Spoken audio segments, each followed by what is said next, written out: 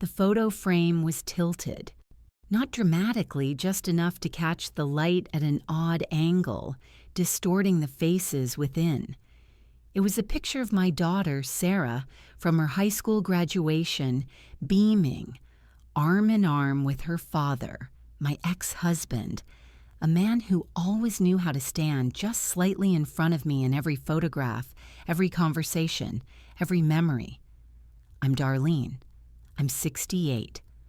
I live in a house that echoes with the quiet of a life lived mostly for others, a quiet that has, over the decades, grown into a formidable presence of its own. Today was Sarah's baby shower, a pastel explosion of pink and white in her perfectly manicured backyard. Every detail, of course, was impeccable, just as Sarah always demanded. She had a knack for orchestrating events and lives with an almost terrifying precision. It was her second marriage, her third attempt at a new beginning, and now her first child. The air buzzed with laughter and clinking glasses, a symphony of well wishes that felt, to me, strangely hollow. I moved through the crowd, a phantom at my own daughter's celebration, offering polite smiles, accepting tepid embraces from women who remembered me vaguely from PTA meetings or hurried school pickups. They were all so eager to talk about Sarah, about the miracle of motherhood, about the joys of grandparenthood. I nodded, I murmured. I performed the expected role. The tilt of the photo frame, a small, almost imperceptible detail, was my quiet signal. It always had been. A displaced object, a forgotten word, a silence too long or too short. These were the fissures in the carefully constructed facade of my life, the tiny cracks through which a different truth always managed to seep. Today, it was the frame, a simple wooden rectangle, slightly askew on the mantelpiece, casting a long, thin shadow across the pristine white wall. It was time.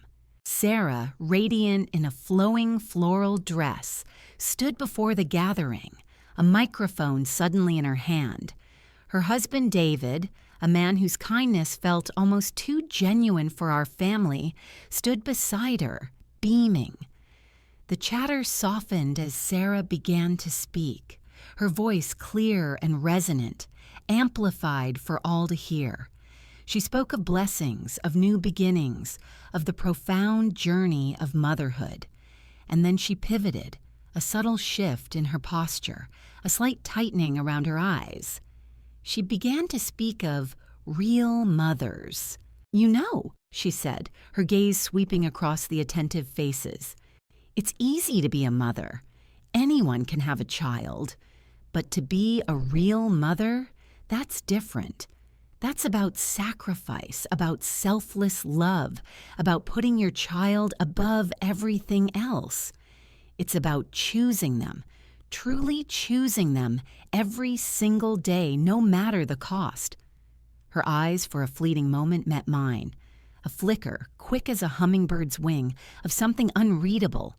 A challenge, a dismissal, a memory, perhaps, stirred from a place she thought long buried.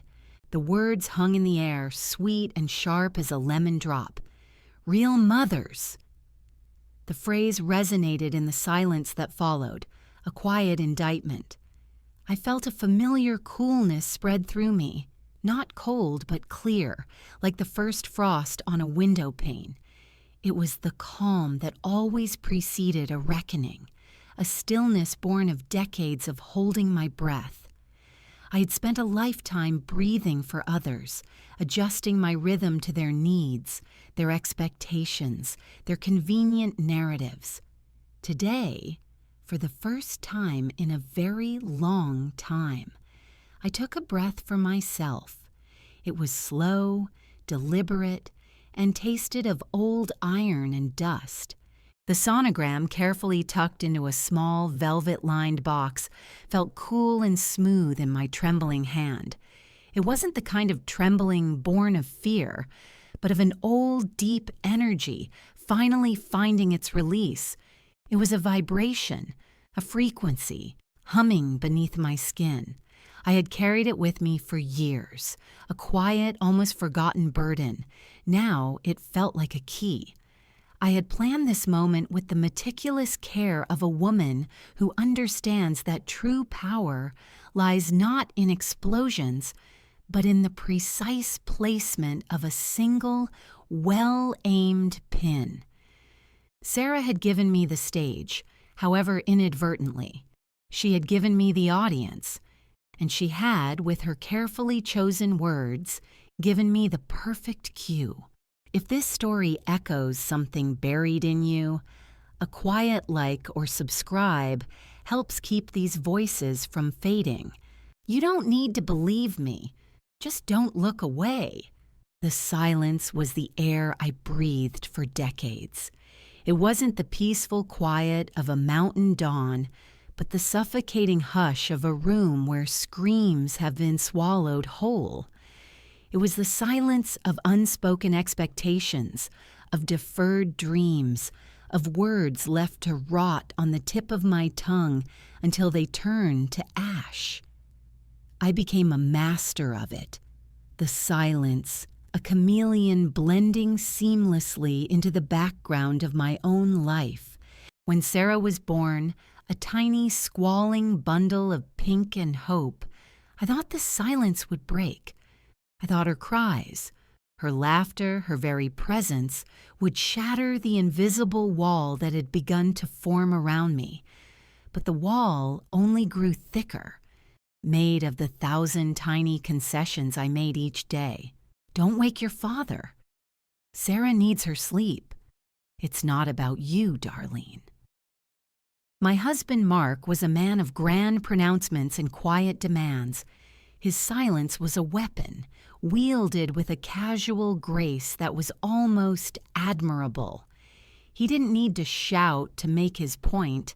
A raised eyebrow, a dismissive sigh, a turn of his back was enough to send me scurrying to fulfill his unspoken wishes. Sarah, it seemed, learned from the best. From a young age, she understood the power dynamics of our household better than I did.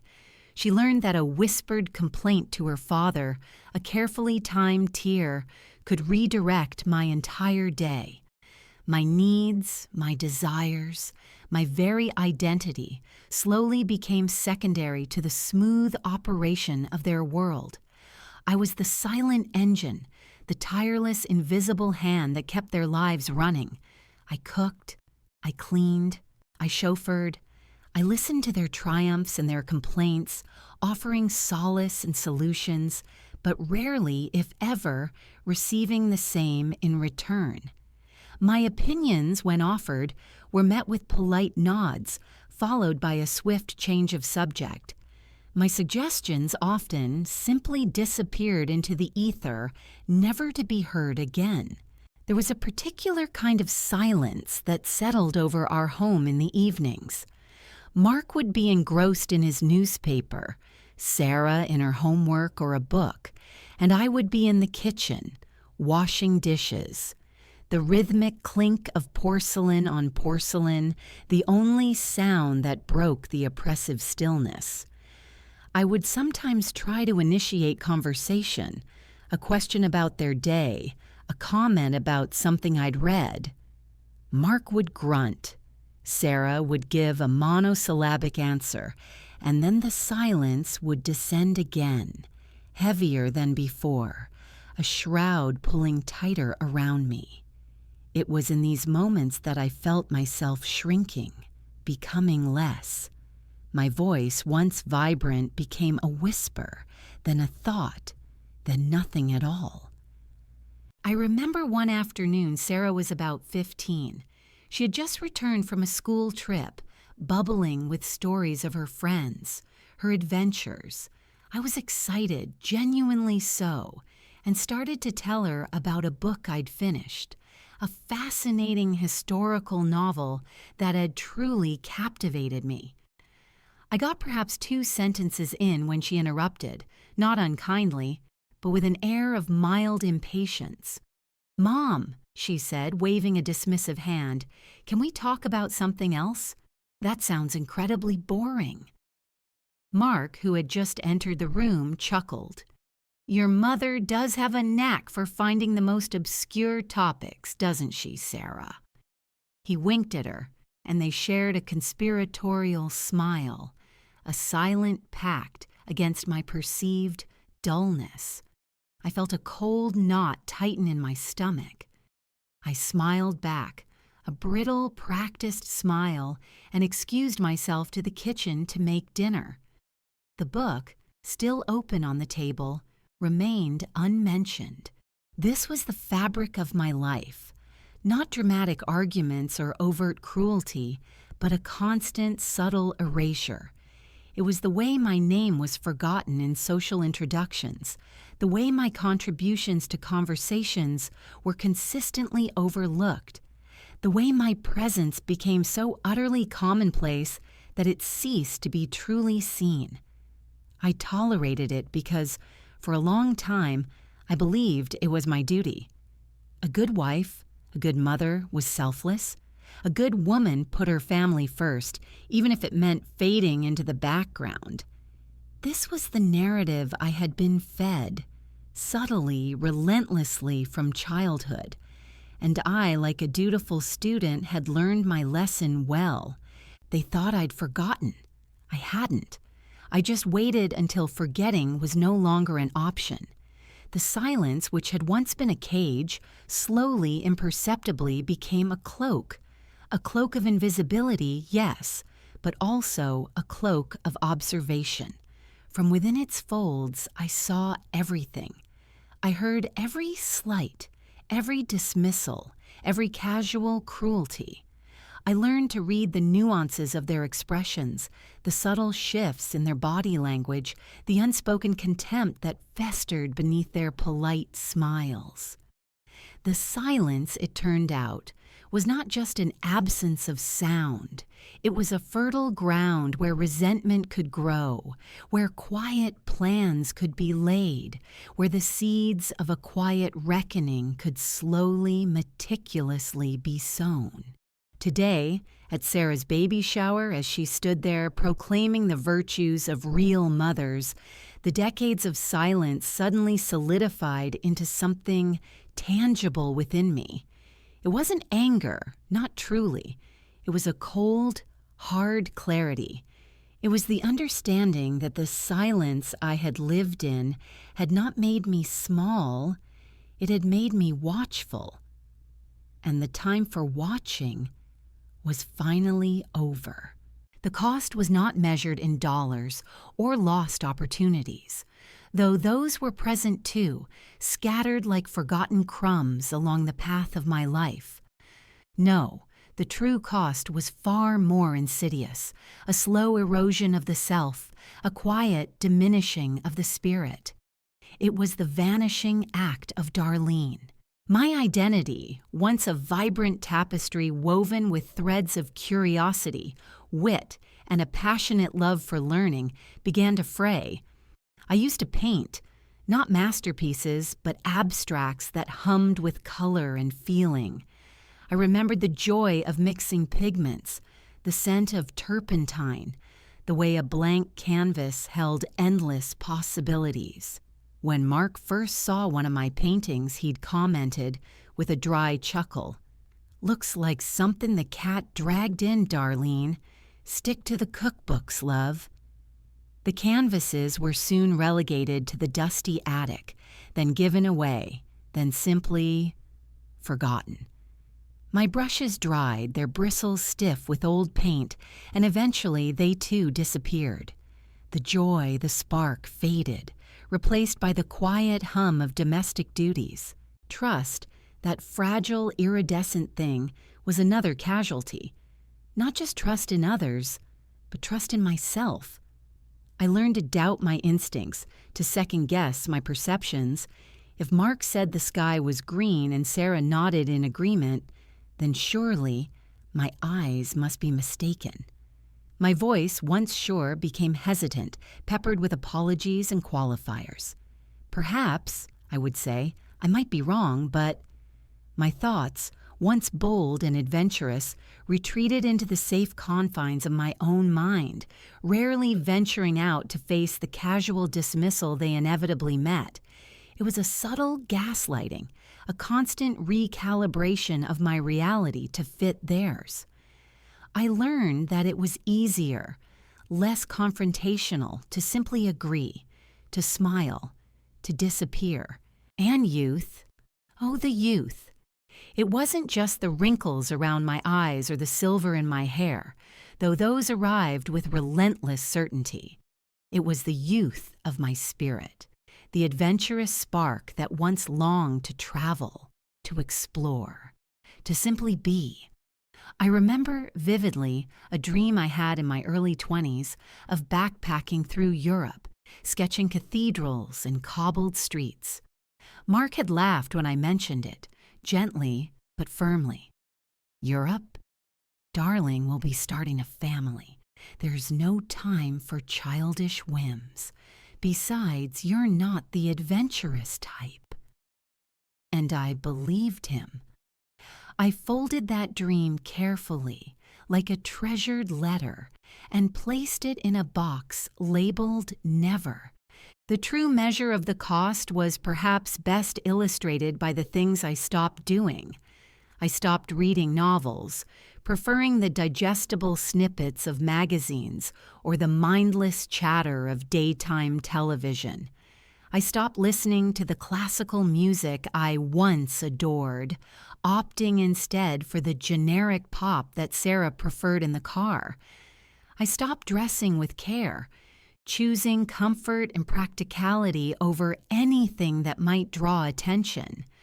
I stopped engaging in conversations about politics or philosophy, subjects that once ignited a fierce passion within me, because I knew my opinions would be met with a polite, vacant stare, or worse, a condescending correction.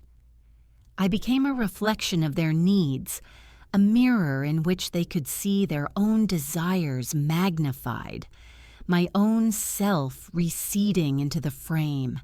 The silence I inhabited became a kind of vacuum, slowly sucking out the vibrancy from my life.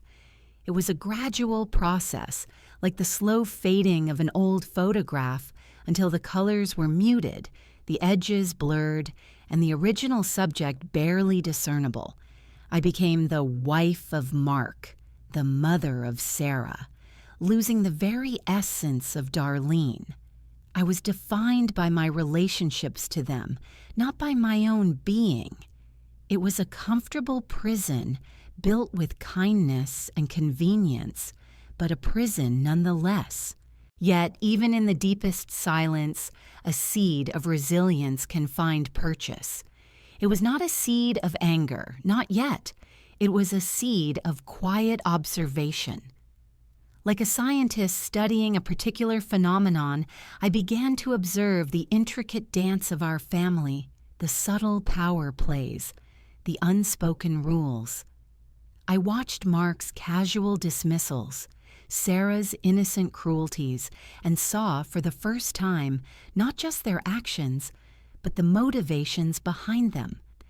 The need for control, the fear of anything that disrupted their carefully constructed world, the unconscious desire to keep me small so they could feel large.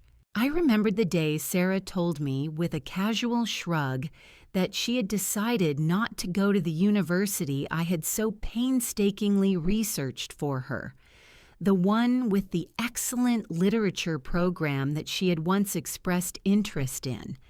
Instead, she chose a local business school. Something practical, Mom, to actually make money. I had spent weeks poring over brochures, speaking to admissions counselors, imagining her thriving in an environment that celebrated intellectual curiosity.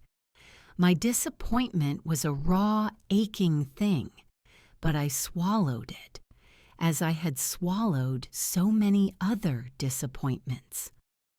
"That's wonderful, dear," I said, my voice thin, "as long as you're happy." The cost of being happy for them was the slow death of Darlene. But death, even a slow one, always precedes a new beginning.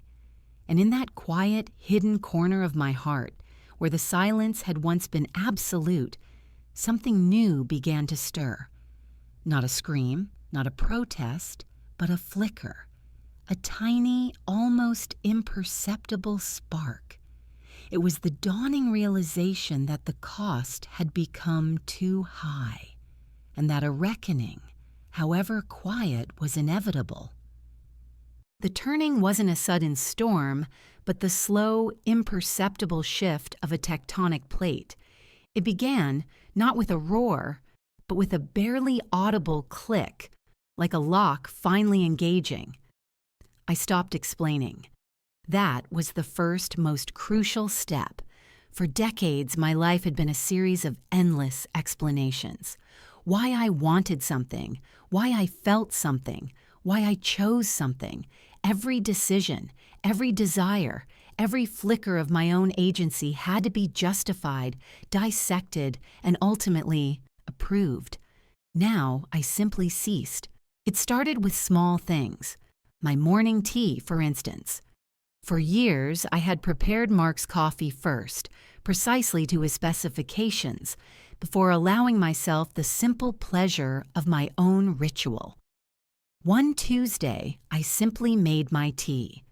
The kettle whistled, the aroma of Earl Grey filled the kitchen, and I sat at the table, savoring the warmth of the mug in my hands, before Mark even stirred. When he finally shuffled in, yawning, he looked at the empty coffee pot with a mild, confused frown. "No coffee, Darlene," he mumbled. I looked up, took a slow sip, and merely said, "Oh, did you want some?" No apology, no hurried scramble to rectify the oversight. Just a calm, almost detached question. He made his own coffee that morning. The world did not end. Then came the reclamation.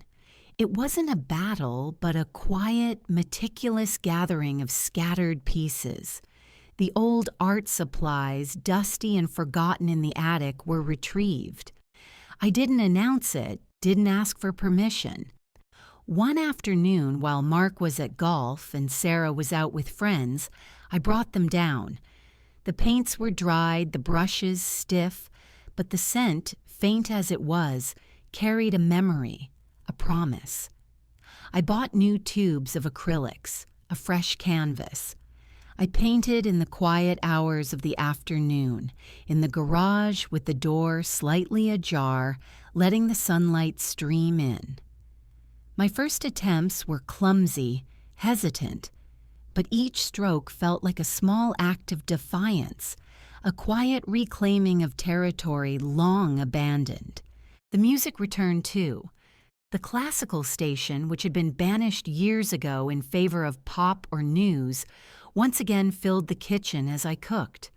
Mark would sometimes walk in, pause, and glance at the radio, a faint line of inquiry between his brows. I met his gaze directly, a small, polite smile on my lips.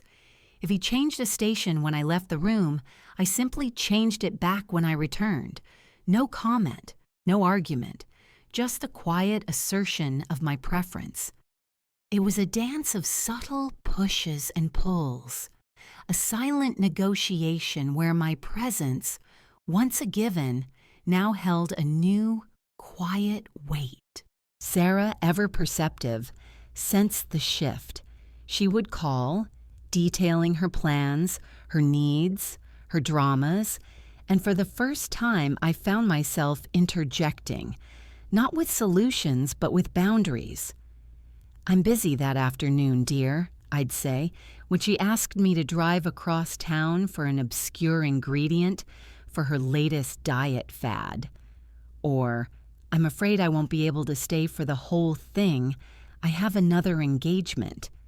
When she assumed I'd devote an entire day to helping her organize her overflowing closet. There were moments of confusion, even slight annoyance in her voice. Busy? With what, Mom? She'd ask, a note of incredulity in her tone. I would simply reply, things, and let the silence stretch, undisturbed by further explanation. This quiet turning was not about malice. It was about defining the space around me, carving out a sanctuary where Darlene could breathe. It was about recognizing that their world had been built on my endless giving, and that for me to exist, a different kind of balance was required. I wasn't withdrawing my love. I was simply redirecting the flow, allowing some of it to nourish myself.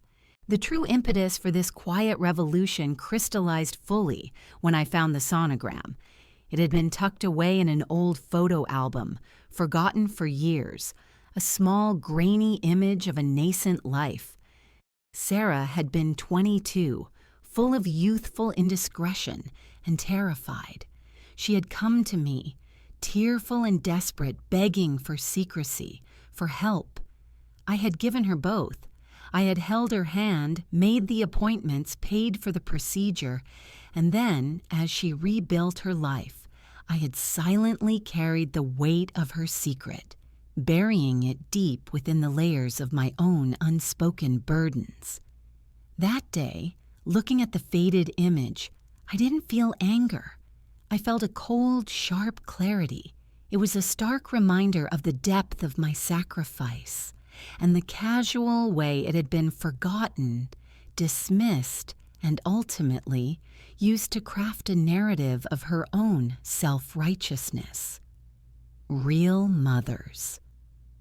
The irony was a bitter taste on my tongue. The turning was complete.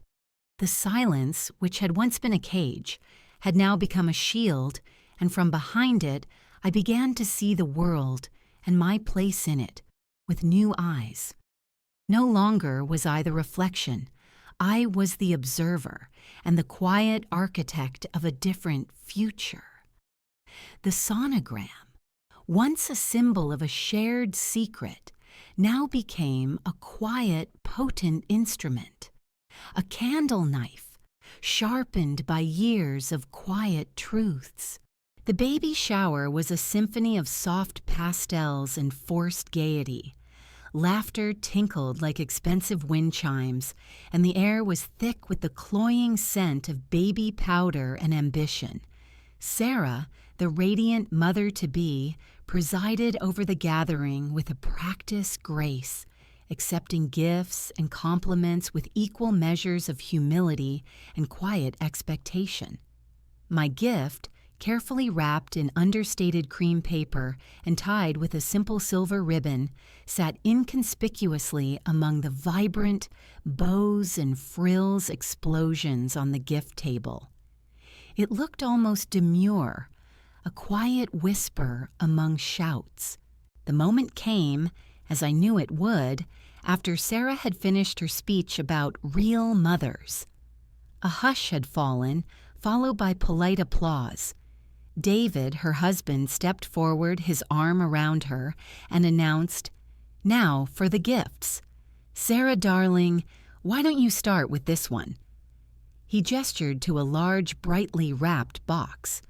The unwrapping began, a ritual of oohs and ahs, each gift met with a carefully calibrated expression of delight from Sarah. Receiving blankets, tiny shoes, elaborate mobiles, each item was lauded, admired, and then set aside. I waited. My heart, usually a quiet presence, beat with a steady, almost imperceptible rhythm, like a pendulum measuring time. I felt no nervousness, no flutter of anticipation, only a profound sense of clarity. This was not an act of rage, not a sudden, uncontrolled outburst. This was precision, honed over decades of silence. This was the surgeon's cut, clean and deliberate. Finally, after what felt like an eternity of ruffled onesies and designer strollers, Sarah reached for my gift. Her brow furrowed slightly as she picked it up. It was light, almost insubstantial. "Oh, Mom," she said, a hint of something unreadable in her voice, perhaps curiosity, perhaps a faint echo of the dismissiveness I had grown accustomed to. She carefully untied the ribbon, her movement slow, as if sensing the unusual weight of what lay within. The paper, once removed, revealed a small polished wooden box, simple and unadorned. A collective murmur rippled through the guests. It was not a grand, lavish gift, certainly not by Sarah's usual standards. There were whispers, polite and curious. Sarah opened the box. Inside, nestled on a bed of soft ivory silk, was the sonogram, faded, a little creased at the edges from its decades of quiet storage, but undeniably clear, a tiny ethereal shape, a nascent life, suspended in the silent world of the womb.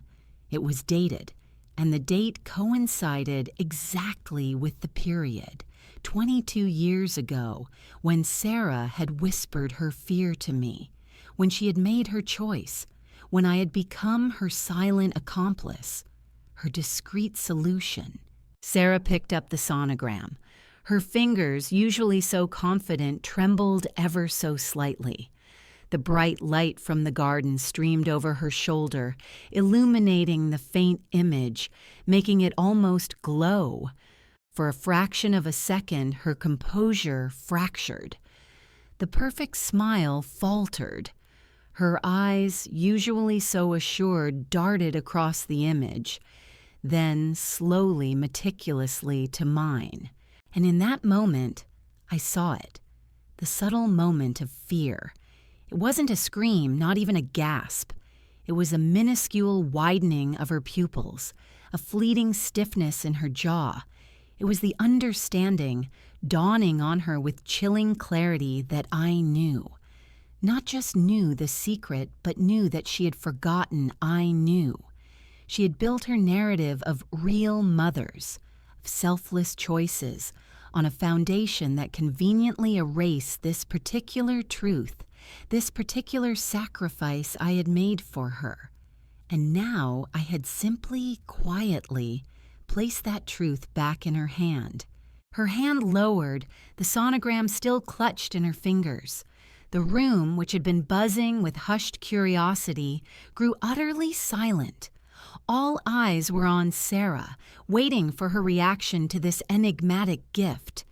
David, ever attentive, leaned in, a concerned frown on his face. "What is it, darling?" he whispered, trying to peer into the box. Sarah didn't answer him. She just stood there holding the sonogram, her gaze locked with mine. The perfect facade had developed a hairline crack.